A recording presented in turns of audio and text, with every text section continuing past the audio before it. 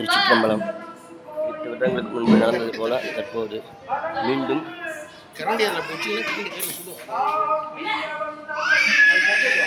அடுப்பில் சமையல் தொடங்கியது. கீழே ஒரு தட்டு வச்சு வைக்கணும், அங்கே துணி வச்சுக்கணும். இதுக்கு விரவு போடலாம்.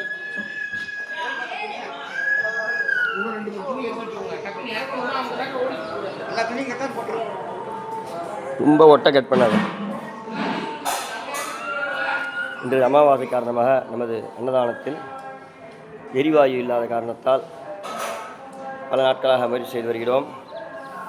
நமது நண்பர்கள் பல இடத்தில் முயற்சி செய்து இன்னும் 10 நாட்களுக்குள் 2-3 நண்பர்களுடைய உபயமாக ராக்கெட் அடுப்பு வருகிறது.